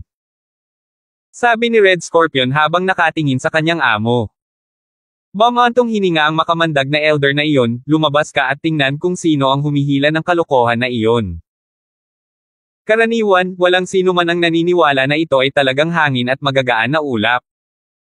Master, paano kung si Wind Lightning talaga ang pumatay sa akin? Sabi ni Red Scorpion. Hindi naman, kung totoo, narito ako, ano ang dapat katakutin, pagkatapos ay tatapusin ko siya. Sabi ni Elder Poison. Agad silang naglakad palabas, buti na lang nakita nila ang isang binata at gwapong lalaki na nakatayo di kalayuan sa entrance ng residence. Natigilan silang dalawa. Walang pakialam na ngumiti si Lance at sinabing, sino sa inyo ang Red Scorpion? Bilasan mo at hayaan mo akong pumatay. Ang tono ng boses ni Lance ay napaka-wild at mayabang kung kaya't gusto niyang bugbugin siya ng marahas. Sino ka? Tanong ni Elder Poison. Sinabi ni Lance, ano? Ni hindi mo kilala ang aking sikat na lolo Wind Lightning. Ikaw, kaninong alagad ka? How dare you mess with me? Galit na galit ni Elder Poison. Hahaha, ako si Wind Lightning, na ipinadala ng Righteous Alliance para patayin ang Red Scorpion, matandang lalaki, bilasan mo at ipadala mo sa akin ang apprentice mo para pumatay. Naghahanap ng kamatayan. Galit na galit si Elder Poison, bagamat magaling siyang gumamit ng lason, ganoon din siya kagaling sa martial arts, kung hindi, paano siya makakatuntong sa kaharian ng isang master. Galit na galit ang Poison Elder, wind lightning man siya o hindi, sa kanyang mapagmataas at bastos na ugali, papatayin niya ang kabilang partido. Gayunpaman, nang ahas si Lance na maging napakayabang, handa siya. Ang flying machine ni Lance ay may function na tinatawag na adaptive distance keeping. Ang function na ito ay hindi pamilyar, maraming mga kotse din ang may mga application, sa mga kotse tinawag itong adaptive cruise. Ano ang ibig sabihin nito? Ito ay na ang sasakyang panghimpapawid ay magpapalabas ng isang radar signal, mula sa radar signal ay maaaring sukat ang distansya sa pagitan ng iba't ibang mga obstacles sa nakapaligid. Adaptive maintenance distansya, ay upang automatikong itakda, na may mga nakapaligid na obstacles upang mapanatili isang tiyak na distansya, upang maiwasan ang panganib sa paglulunsad ng banggaan. Naitakda na ni Lance ang distansya sa 10 metro. Sa makatuwid, nang patayin ng Poison Elder si Lance at natukoy ng radar na ang distansya ay wala pang 10 metro, ang flying machine ay agad na nag-self-start, palaging pinapanatili ang layo na 10 metro ang layo. Ang bilis ng flying machine ay kilala, at hindi. Gaano man kagaling ang kagaanan ng Poison Elder, mahina ito sa lumilipad na makina. Sa huli, nang inakala ng Poison Elder na kaya niyang patayin si Lance sa isang sampal, nawala ang figure ni Lance sa isang kisap mata. Nagsalubong ang kilay ni Elder Poison, imposible, isa siyang Zhangxi Realm Powerhouse, Unity Realm person, imposibleng mas mabilis ang reaction at lightness niya kaysa sa kanya. Talagang ayaw siyang pagtawanan ni Lance, mas mabilis kaysa sa bilis ng reaksyon.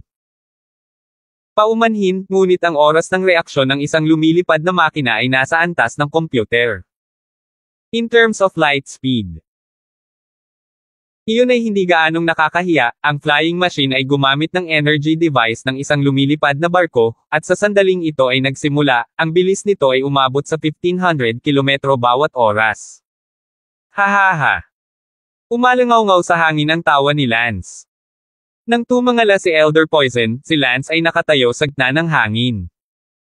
Ikaw, paano ka naging napakabilis? Natigilan si Poison Elder, oh my god, kahit na ang Demon Cult Master ay malamang na hindi man lang mahawakan ang kanyang anino, ito ay masyadong hindi kapanipaniwala. Sinabi ni Lance, paumanhin, wala kang awtoridad na malaman. Tungkol sa lumilipad na makina, kailangan itong ilihim ni Lance, kung hindi, ang pinakamalakas na tao sa mundong ito, lahat ay maglalakbay sa ibang mundo at lahat ay gagawa ng isa, pagkatapos ay mawawala ang kalamangan ni Lance, tiyak dahil ang lahat ay hindi magkaroon ng isa, tanging si Lance ang mayroon. Bumantong hininga si Elder Poison, hindi ako naniniwala.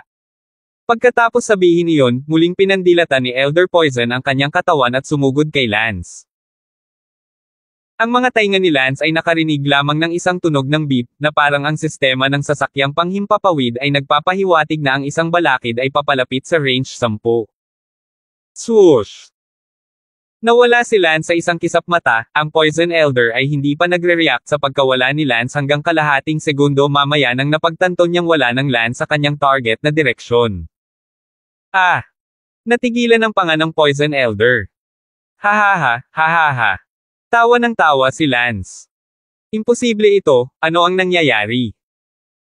Sigaw ni Elder Poison, at bagamat nakita ni Elder Poison ang isang backpack sa likod ni Lance, wala siyang ideya kung ano iyon, at sa kaalaman ng mga tao sa mundong ito, iyon ay lahat. Sabi ni Lance, pagkatapos kong patayin ang Red Scorpion, mag-uusap tayo ulit. Don't you dare. Sumugod si Lance patungo sa Red Scorpion, at nang malaman ito ni Elder Poison, sumugod din siya patungo sa Red Scorpion. Sa kasamaang palad, ang pagkakaiba sa bilis ng dalawa ay masyadong malaki, at halos naabot ni Lance ang Red Scorpion sa halos isang kisap mata. Puff! Pinugot ni Lance ang ulo ng Red Scorpion ng sabay-sabay, pagkatapos ay agad na tumalbog ang katawan nito. Hindi. Pinagmamasdan ni Elder Poison ang pagkamatay ng pulang alakdan, wala siyang magawa, at sa oras na sumugod siya sa harap ng pulang alakdan, tanging ang haligi ng dugong bumubulusok na parang fountain sa leeg nito ang kanyang natatanaw. Pang-apat na itong target na assassination na kumpleto, yay, next, Moondog. Sabi ni Lance at kinapa ang kanyang mga butas ng ilong. Nakita ni Elder Poison ang kalmado, walang kapantay na pagmamataas, ngunit walang magawang poster ni Lance, talagang gusto niyang bumagsak. Ikaw ay isang mahinang hangin. Sa sandaling ito, ang Poison Elder sa wakas ay naniwala na ito talaga ay Wind Lightning Cloud. Binigyan ni Lance si Elder Poison ng isang blankong tingin at iniwang nakabuka ang kanyang bibig, sinabi ko na sa iyo kanina, ako si Wind Lightning, ngunit hindi ka pa rin naniniwala.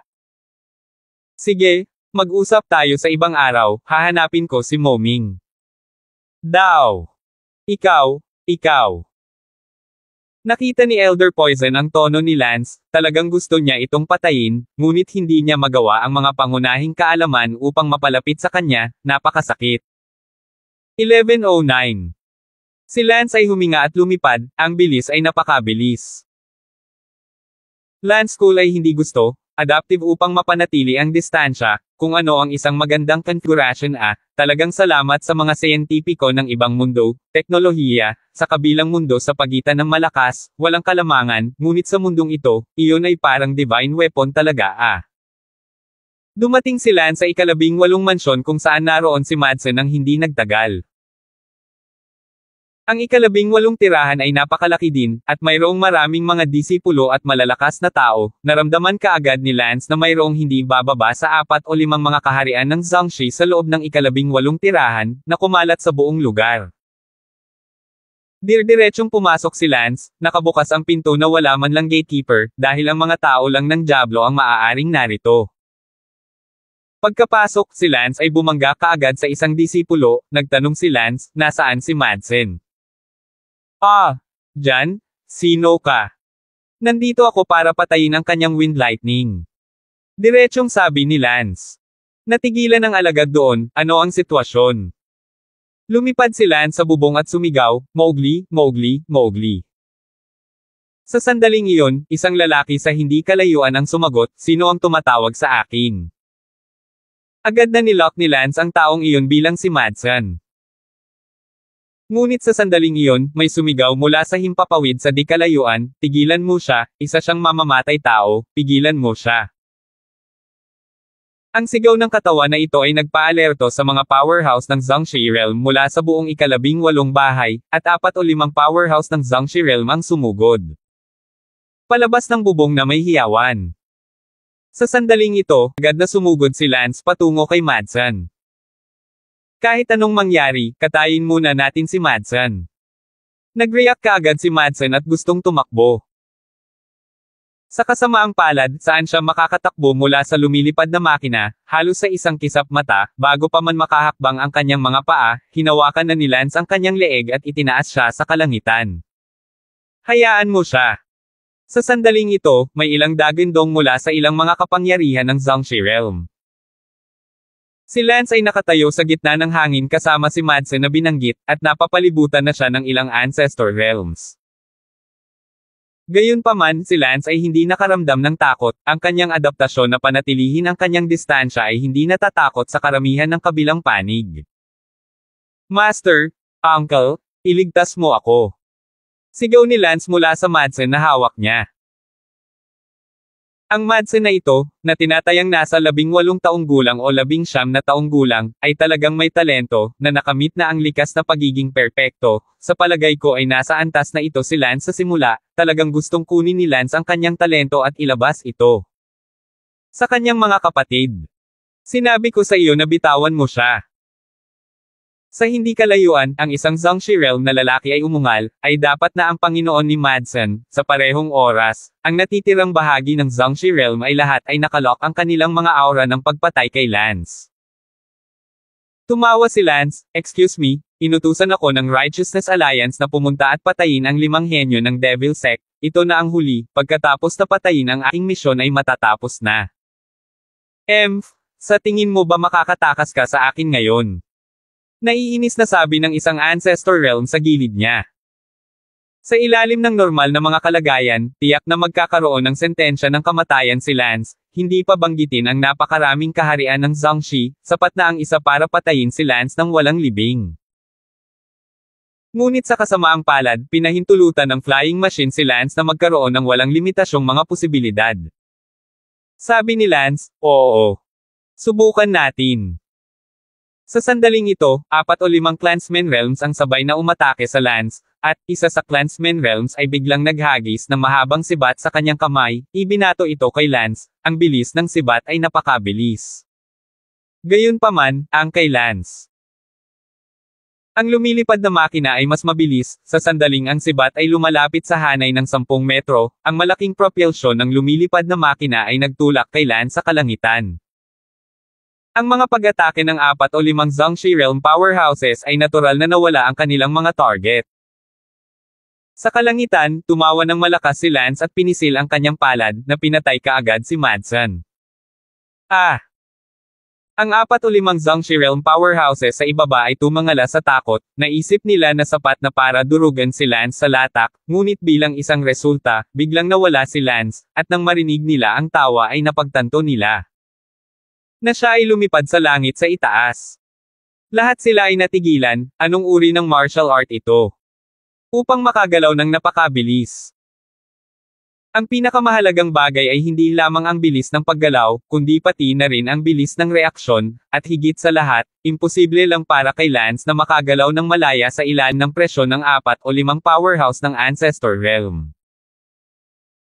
Kung ito ay sinuman, sa sandaling sila ay inapi ng malakas na presyon ng mga strongmen, ang kanilang mga paggalaw ay kaagad bumagal ng hindi kilalang bilang ng mga bits. Paano nila nalaman na ang lumilipad na makina ni Lance ay hindi isang tao, na nagmamalasakit sa iyong panggigipit na malakas, ito ay tumatakbo sa enerhiya. Sinabi ni Lance, patay na si Madsen, tapos na ang huling misyon ko, sige, si Madsen ang ibinalik sa iyo ang bangkay. Pagkasabi nito, itinapon ni Lance ang bangkay ni Madsen. Hindi. Sumirit ang amo ni Madsen, pinapanood ang bangkay ni Madsen na lumulutang pababa mula sa langit. Ang mga angkan na may pulang mata ay patuloy na lumipad sa langit, hinahabol si Lance. Gayunpaman, kumurap si Lance at hindi pumunta sa mga ulap, kasama nila ang paghabol sa kanya. Hindi man lang sila makakalipad ng ganoon kataas kung papayagang lumipad, kaya't mapunta lamang sila sa galit. Hindi lumipad palayo si Lance at dumaong sa ibang bahagi ng punong tanggapan ng Demon Sect, na parang bulalakaw, agad siyang napadpad sa loob ng isang mansyon. Si Lance ay nakamasid ng mabuti sa kalangitan, ito dapat ang likod na hardin ng Devil's General Mansion, at si Talia ay dapat nasa lugar na ito. Tumakbo si Lance sa isang kasambahay at nagtanong, nasaan ang prinsesa? Sinabi ng babaeng iyon, itong daan patungo sa likod, mga 1 kilometro ang layo, ang tirahan ng prinsesa. Mabuti. Lumayo si Lance, syempre, gumagamit si Lance mesmerism, ito ay para sa hindi kailangang gulo. Hindi nagtagal ay natagpuan ni Lance ang tirahan ni Talia, isang maliit na hardin na may maliit na attic. Sa ngayon, si Talia ay nagsasanay ng martial arts sa harap ng attic, ngunit palagi siyang nadidistract. Sa wakas, inalis ni Talia ang kanyang espada at sinabing, bakit wala pang kalahating taon na balita? Talaga bang pinatay siya ng aking ama ng palihim? Nakakainis, anong meron sa kanya? Sigaw ni Talia sa pagkabalisa, pagkalipas ng kalahating taon, wala man lang kalahating salita mula sa Wind Lightning, hindi nakitang nakalusot siya sa Demon Sect's General Altar o sa kanyang mga aktibidad sa ibang lugar, si Talia ay nabubuhay sa pagkabagot, araw-araw. Sa oras na ito, isang boses ang nagmula sa bakod, magaling kong kapatid, ano ang pinagkakaabalahan mo? Dahil ba iniisip mo ang munting ministro la? Ibinaling ni Talia ang kanyang ulo, nakita lamang si Lance na nakahiga sa dingding, nakangiti sa kanya. Natigilan si Talia, mahirap paniwalaan na ang kaligayahan ay biglang bababa, ang Lance sa sandaling ito ay halos kapareho sa kabilang mundo ngunit mas gwapo, ito ay ang parehong hangin at magagaan na ulap tulad ng sa mundong ito. Na inaasahan ni Talia. Lance. Nanatili roon si Talia, tumulo ang luha sa kanyang mga mata. Talia, miss na kita. Sinunggaban ni Lance si Talia at niyakap siya ng mahigpit na halos madapa ang katawan ni Talia sa yakap ni Lance, lalo na ang dibdib na iyon. Ma'am, ako rin. Ungol ni Talia. Niyakapan silang dalawa ng mahigpit. 11:10. Pagkaraan ng mahabang panahon, naghiwalay sina Lance at Talia sa isa't isa. Hinaplos ni Talia ang mukha ni Lance sa gulat at tumingin kay Lance nang hindi kumukurap. Tumingin din si Lance kay Talia nang hindi kumukurap. Parang ang dami niyang gustong sabihin pero hindi niya alam kung saan magsisimula. Hipyuan mo ulit, at ipapahid mo ang balat sa mukha ko. Paf! Tumawa si Talia at buong pagmamahal na pinandilatan si Lance. Talia, napakagandang makita kang muli. Hinawakan din ni Lance ang mukha ni Talia na puno ng collagen at sinabing, hindi ka ba galit sa akin? Hate you for what?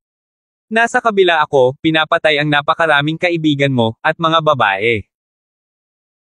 Papatayin mo akong lahat noon para bayaran iyon, at bakit, sa huling sandali, kinuha mo ang nakamamatay na arrow para sa akin sa lock ng mekanismo. Kasi, hanggang sa kailangan ko talagang mawala ka, hindi ko alam na hindi kita kayang mawala. Isang segundo upang tandaan na basahin ang libro. Ano ang tungkol sa kanila? Hindi ka natatakot sa kanila na sumisigaw sa siyam na bukal. Ngumiti si Lance, sabihin sa katotohanan, hindi sila namatay, kababalik ko lang mula sa mundong iyon. Kalahating taon na ang nakalipas, pagkatapos kong patayin ang Ghost Ayman, naghanap ako ng daan patungo sa ibang mundo, at ito ay lumabas. Na ang bottomless abyss ay ang daanan patungo sa ibang mundo, at ang pagtalon pababa ay ang Thousand Mountain Tomb. Ano? Nagulat si Talia. Ang bottomless abyss na tumatalon pababa ay ang Thousand Mountain Tomb. Oo, 6 na buwan na akong naninirahan sa isang mundong iyon. No wonder you haven't heard anything, you've traveled to the other world. You just said that they didn't die, what's going on? Sa anong dahilan hindi ko alam, ngunit gayon pa man, pagkatapos mong mapasok ang demonyo, papatayin mo sila gamit ang Burial Moon Sword, napupunta sila sa isang peking estado ng kamatayan, at kapag nagising sila makalipas ang ilang buwan, nalaman nilang ang kanilang ang mga talento at iba pa ay nadagdagan ng higit sa 10 beses, at sila rin ay mas bata, at lahat ay mukhang 20 taong gulang na sila. Ah! Lahat sila ay nagpapasalamat sa iyo, kahit na hindi mo iyon intensyon, ngunit ito ay isang hindi direktang paraan ng pagbibigay sa kanila ng isang malaking pagbabago. May Burial Moon Sword, ganoon ba talaga ito kahanga-hanga? Natarante si Talia at kinuha ang kanyang espada, ang hitsura nito ay ordinaryo, hindi ito mukhang napaka-espesyal. Sumimangot si Lance, ano? Ikaw mismo ay hindi mo alam kung ano ang kaakit-akit sa Burial Moon Sword. Hindi ko alam, ang alam ko lang ay naposes ako noong una dahil ang Burial Moon Sword ay palaging makakaapekto sa aking emosyon, at pagkatapos ay kapag nakuha ko na ang aking kailanawan, ang Burial Moon Sword ay konektado sa aking puso, kaya dapat ako ay napakamalakas na ngayon, at ang Burial Moon Sword ay parang nasa isip ko. Tungkol naman sa iba, hindi ko talaga alam, at wala akong nararamdamang pagbabago sa sarili ko. Pambihira yan, by all accounts, ikaw ang pinaka nagbago. Maaaring hindi ko sinasadyang naging inspirasyon ang Burial Moon Sword upang maging isang bagay. Pwede naman, pag-aralan mo ng maayos. Good. By the way, bakit may dalang satchel ka? Uy, hindi ito satchel, ito ay isang flying machine. Ang lumilipad na makina na ito ay maaaring agad na naglalabas ng bilis ng tirador na 1,500 kilometro bawat oras, kaya bitbit ko ito sa aking likod at napakabilis ko. Paumanhin, ako pinatay lang si Madsen at Red Scorpion sa ilalim ng ilong ng ilan sa mga angka ng Demon Sect mo. Ano? Nagulat si Talia, dahil ang dalawang inapo na ito ay talagang napakahenyo na mga karakter, at ang pinagtutuunan ng pansin ng Demon Sect. Talia, hindi ka dapat nagtatanim ng sama ng loob sa akin dahil dito. Tanong ni Lance. Tumingin si Talia kay Lance at nagtanong, kung papatayin ko ang mga henyo ng iyong Righteous Alliance, magdaramdam ka ba sa akin? Hindi, kasi, nalampasan mo na lahat ng nasa puso ko, asawa kita. Namula si Talia at galit na sinabi, sino ang asawa mo, mahiya ka? Hahaha. Binuhat ni Lance si Talia, pumihit sa pwesto ng ilang lap, ang katawan ni Talia ay talagang pandamdam, si Lance ay yamakap ng kaunti at naramdaman na ang katangahan. Sige, ibaba mo muna ako. Not put me down, unless sasabihin mong asawa ko ito. Jeez, stop it. Nahihiyang sabi ni Talia. Hindi kita ibababa hanggat hindi mo sinasabi. Sige, sige. Natatakot ako sa'yo. Asawa mo ako, ayos lang palagi. Noon lamang pinababa ni Lance si Talia, at tinitigan ni Talia ng buong pagmamahal si Lance. Pinatay mo sina Red Scorpion at Madsen, at ngayon hinahanap mo pa rin ako kung hindi ka tumakas. Medyo kinakabahang sabi ni Talia. She, hindi lang pangalan ng flying machine ko, kahit ang Demon Lord baka hindi ako mahuli. Si Talia ay abala sa pagsasabing, Lance, ay pangako mo sa akin na hindi mo gagawing kaaway ang aking ama, okay? Mukhang nasa dilema si Talia, wala siyang pakialam sa ibang tao, ngunit ama, siya ang pinakamalapit. Kamag-anak Talia, ang tatay mo ang gustong gumawa ng kaaway sa akin sa totoo lang, nasusuka na ako sa mga ilog at lawa na ito, anong mga disenteng sekta, anong mga demonyo. Gayunpaman, hindi ko talaga mababago itong Jangho sa akin. Well, ako rin. Hindi ko maintindihan noon, akala ko kayong mga disenteng tao, lahat ay maaaring patayin, ngunit pagkatapos ay pumunta ako sa kabilang mundo, unti-unti kong naintindihan na wala namang disenteng demonyo, tanging ang puso ng tao. Sa kasamaang palad, hindi ko mababago ang sinuman sa mundong ito, Lance, natatakot ako na balang araw, maging buhay at kamatayan kang kaaway ng aking ama, hindi ko alam kung ano ang gagawin. Talia takot na sabi. Hinawakan ni Lance ang kamay ni Talia at sinabing, huwag kang mag-alala, hindi ko hahayaang mapahiya ka, tulad ng aking Panginoon at tiyahin, ayoko ring maging kalaban mo sila sa buhay at kamatayan balang araw. Hindi ko gagawin, kahit mamatay ako, hindi ko nasasaktan muli ang mga mahal mo sa buhay, minsan ko na silang nasaktan. Paninigurado ni Talia. Manam.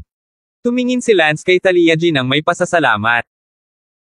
Ngunit, ang ilog at lawa na ito ay hindi na sa atin upang baguhin, hindi natin ito kayang pumunta ng mag-isa, ano ang dapat nating gawin? Tanong ni Talia. Dumating na ang mga bagay-bagay, isang hakbang lang ang magagawa natin, hawakan mo ang iyong Burial Moon Sword at pag-aralan mo ito para malaman kung ano ang potensyal nito, pagkatapos, magagamit din natin ito ng mabuti, baka tayo maaaring magbago bilang isang resulta. Sa ganoong paraan, ang ating talento at lakas ay tataas, at kapag tayo ay malakas, walang makakagawa sa atin, maging tayo man ay mabuti o masama. Sama-sama, tayo ay magiging malaya at mapagmataas ng mundo. Ma'am. Sige, kung gayon, oras na para pumunta ako, kahit na dinala ko ang aking lumilipad na makina, ngunit ang bagay na ito, pagkatapos ng lahat, ay isang makina, tulad ng isang lumilipad na barko, ang kaunting pinsala at ito ay na-scrap. Pero, ako. Talia mukhang nahihirapan siyang humiwalay dito. Si Lance, nang makita ito, ay lumipat sa loob, at sa paghila ng kanyang kamay, hinailan niya si Talia sa kanyang mga bisig, magsasalita na sana si Talia, biglang hinalikan ni Lance si Talia. Ang mga mata ng Phoenix ni Talia, ang buong tao ay nanatili roon, ang unang halik ni Lance ay hinalikan, nakaramdam ng pamamanhid na mga labi, ngunit hinayaan niyang kagatin ni Lance ang kanyang mapupulang labi, at ang katawan ay nagmula sa kakaibang pakiramdam. What they doing, keep on doing.